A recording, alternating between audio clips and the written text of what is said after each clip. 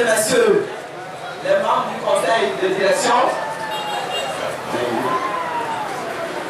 mesdames et messieurs, les responsables des partis amis, chers militants, chers camarades jeunes, mesdames et messieurs, je voudrais tout d'abord, à ma modeste qualité de coordinateur de la jeunesse de FDR, vous remercier, chers camarades jeunes de FDR et surtout les délégués venus de toutes les fédérations pour l'événement de ce jour.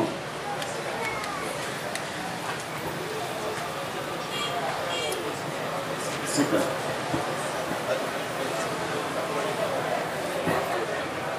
Super. Je voudrais tout d'abord, en modeste qualité de coordinateur de la jeunesse de FDR, vous remercier, chers camarades jeunes des partis amis, d'avoir accepté, nous honorer amplement à cet événement qui nous réunit en ce jour.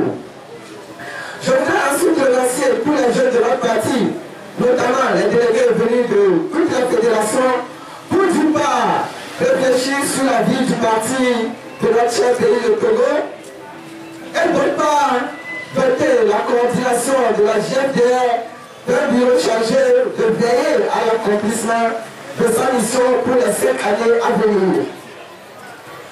Je tiens à ma qualité de coordinateur élu à vous rassurer et à travers vous tous ici que mon équipe et moi avons conscience de la grandeur de la tâche qui nous attend et nous nous efforcerons de combler vos attentes. Je voudrais ensuite dire un grand merci aux membres du conseil de direction, notamment au président national, M. Paul Dodja-Pevon, pour les nombreux efforts et sacrifices qu'ils ont consentis afin de rendre possible la tenue en ce jour de cette convention prévue par vos statuts.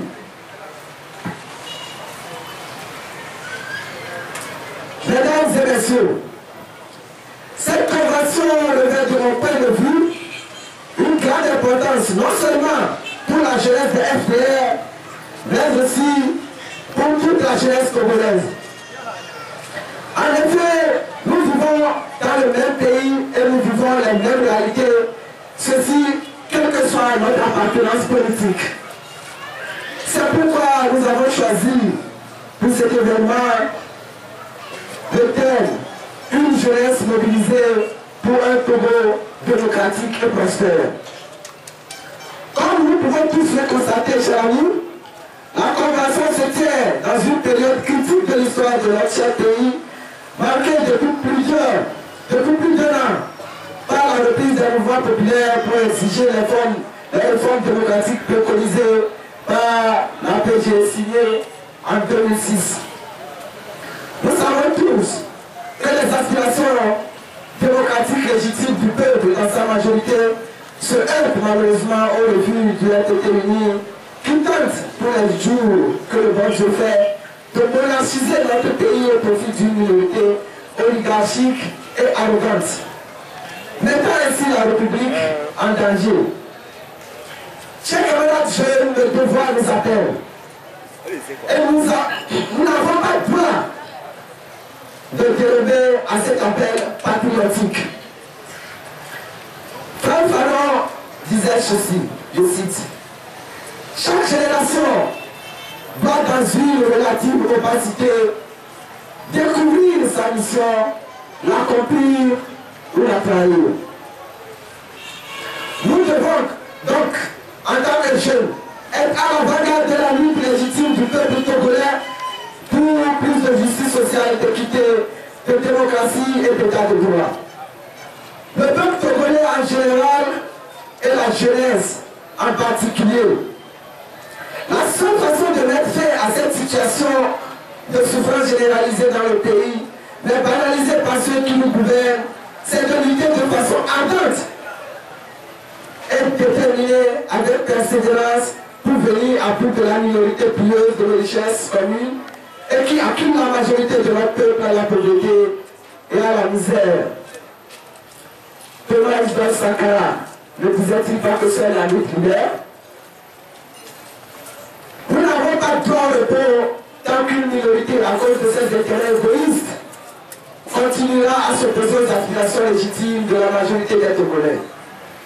Pour parler comme le poète panafricaniste Aimé Césaire, nos corps aussi bien que nos âmes doivent se garder de croiser les bras en l'attitude stérile du spectateur, car la vie n'est pas un spectacle, car une mère de douleur n'est pas un possédant, car un homme qui crie n'est pas un ours qui pense. Mesdames et messieurs, chers camarades jeunes, à cet état de nos propos, je voudrais, avec votre permission, rendre un hommage mérité à tous nos prédécesseurs qui, dans les années 90, se sont battus au prix de leur vie pour ouvrir notre pays à la démocratie.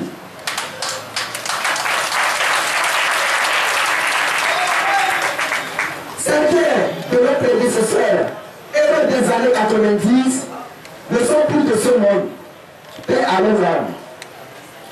Parce que nous croyons comme dit la Job que les morts ne sont pas morts, nous prenons ici l'engagement solennel de continuer de nous battre jusqu'à la chute de la minorité oligarchique qui régente le pays depuis plus d'un demi-siècle. Et il plaise au bon Dieu, tout-puissant et miséricordieux, de nous donner la force nécessaire pour continuer la lutte pour la libération du peuple. D'autres, par contre, ont abdiqué et rejettent le cas de ceux qui nous pillent et nous méprisent. Ceux-ci ne méritent même pas notre considération. Ils doivent être purement et simplement jetés dans les poubelles de l'histoire.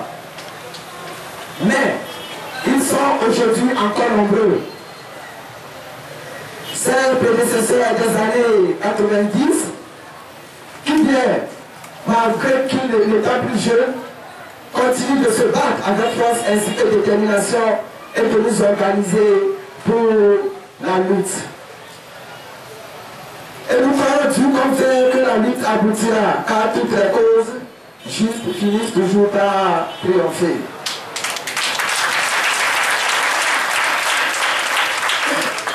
Chers camarades, parmi ses prédécesseurs figure en bonne place notre président national, Maître Paul Tchiapevon, que nous demandons d'acclamer très fort.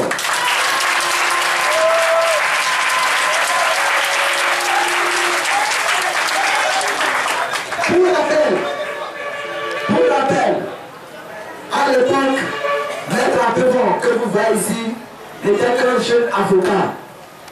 Et il faisait partie de la brillante équipe de défense des jeunes arrêtés pour la distribution des tracts contre le régime du dictateur Faye Gnassingbé et Adema, et qui ont été jugés le 5 octobre 1990. Mesdames et messieurs, chers camarades jeunes, je disais tantôt que nous devons être à l'avant-garde de la lutte du peuple. Oui, s'il s'agit d'un devoir sacré, que nous devons impérativement accomplir pour 3 raisons essentielles. Primo, nous devons nous mobiliser pour continuer la lutte par le respect à la mémoire de tous ceux qui sont morts en combattant pour la démocratie, l'état de droit et la justice sociale à cause de la barbarie du RPT uni, qui n'hésite pas à tuer les concitoyens pour pérenniser leur règne. Secondo, nous devons nous battre parce que notre survie en tant que jeunes en dépend. Et donc attendu qu'aussi longtemps que ce régime oligarchique et clanique sera là, il n'y aura pas de salut pour la jeunesse congolaise. En effet, il est de l'autorité publique que ce régime a échoué sur tous les plans, notamment sur celui de l'emploi qui nous concerne, nous les jeunes en particulier. C'est ce qui explique le fait que la majorité d'entre nous, pourtant bardée de diplômes, est confrontée à un chômage endémique. Les quelques rares emplois que nous jeunes nous trouvons souvent sont temporaires est souvent précaire. Nous pouvons citer à titre d'illustration le volontariat, le gardiennage, le métier des dirigeants, l'enseignement dans les écoles privées. Le volontariat est présenté par ce régime comme la trouvaille de ce 21e siècle en matière de politique d'emploi des jeunes. Mais dans la réalité, il s'agit d'une véritable escroquerie intellectuelle. Parce que la plupart des bénéficiaires, après 2, 3 ou au plus 5 ans de contrat, retournent malheureusement au chômage. Quels sont nous les jeunes, nous devons être à l'avant-garde de la vie parce que nous représentons, selon les chiffres officiels, 65% de la population. Sur 100 Togolais, nous sommes 65. Nous représentons 65% de la population de notre pays et il n'est pas normal de croiser les bras en voyant une minorité égoïste hypothéquer dangereusement notre avenir. Chers camarades, à moins d'être des esclaves volontaires, nous devons dès maintenant rompre avec les comportements que nous avons eus par le passé. Dès que nous nous plaignons tous les jours de la situation de précarité dans laquelle le régime nous a contraints, nous refusons de nous battre pour mettre fin à ce dernier. Pire encore, pendant la période électorale, contre 2000 francs ou des promesses d'emploi hypothétiques, nous parcourons villes et campagnes pour convaincre nos parents de donner leur voix à un pouvoir qui les exploite et qui les affame. Et ça, c'est un péché.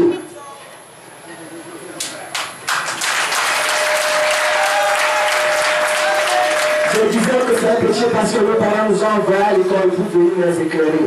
Et si nous faisons, c'est un péché. C'est pourquoi nous prenons l'engagement sur la neige d'arrêter. Et aussitôt, les élections terminées, nous commençons de nouveau à nous plaindre de n'avoir pas de bourse d'études, d'amphithéâtre et d'emploi, bref, les besoins fondamentaux et élémentaires. Nous sommes victimes de la mauvaise gouvernance de notre pays par le RPT uni, caractérisé par la gabegie, le népotisme, le pillage des richesses du pays et qui produit le chômage, la pauvreté dans le pays. C'est une évidence. Mais c'est aussi une évidence que nous sommes en partie responsables de ce qui nous arrive par notre refus de nous battre pour mettre fin au règne de la minorité qui appartient les ressources de notre pays et surtout par notre désintérêt pour la gestion de la chose publique. Nous nous sommes laissés convaincre par la minorité oligarchique que la politique n'est pas notre affaire, mais plutôt celle des autres. Et en agissant ainsi, nous sommes devenus les pires analphabètes au grand bonheur de ce régime. Selon Bertolt Brecht, un poète dramaturge allemand, le cite: le pire des analphabètes, c'est l'analphabète politique. Il n'écoute pas, ne parle pas, ne participe pas aux événements politiques. Il ne sait même pas que le cours de la vie, le prix des haricots et du poisson, le prix de la farine, le loyer, le prix du soulier et les médicaments dépendent des décisions politiques.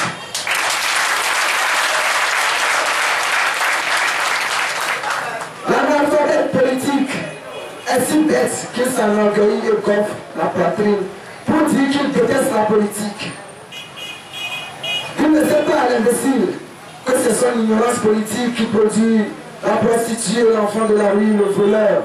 Et le pire de tous les bandits et surtout le politicien malhonnête, menteur et corrompu qui lèche les pieds des entreprises nationales et internationales. Chers camarades jeunes, ce régime qui nous rejette est encore là. Là, à nous narguer parce que nous sommes trop peu dans leur lutte. Vous comprenez mieux pourquoi, bien qu'étant des victimes de la mauvaise gouvernance érigée en principe dans notre pays, nous sommes en même temps responsables de la situation inconfortable dans laquelle nous nous trouvons. Pour faire évoluer positivement les choses dans le pays et créer les conditions favorables à l'épanouissement de la jeunesse, nous devons rompre avec le comportement laxiste que nous avons jusqu'ici. Nous devons surtout cesser de troquer notre liberté et notre dignité contre quelques billets de banque. Nous devons cesser de collaborer avec notre bureau pour quelque raison que ce soit. Nous devons surtout prendre dès maintenant l'engagement de nous mobiliser comme un seul homme pour prendre en main notre destin commun. Chers camarades jeunes, sachez que les jours, les mois à venir seront déterminants pour la lutte visant à créer les conditions favorables à l'alternance et à la prospérité profitable à tout Togolais et à toute Togolaise. C'est pourquoi, de cette tribune, je lance un vibrant appel à tous les jeunes Togolais, à commencer par nous, chers camarades jeunes de FDR, de se préparer pour les batailles futures qui nous attendent. Notre avenir se prépare à partir de maintenant. Si nous ne nous engageons pas de maintenant de nous battre pour faire changer positivement les choses, demain sera trop tard. J'espère que nous avons tous conscience du travail qui nous attend. Alors, vive la jeunesse togolaise, que vive un Togo béni. Je vous remercie.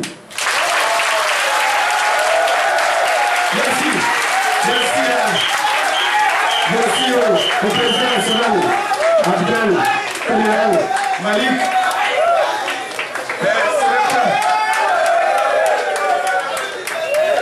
Acclamez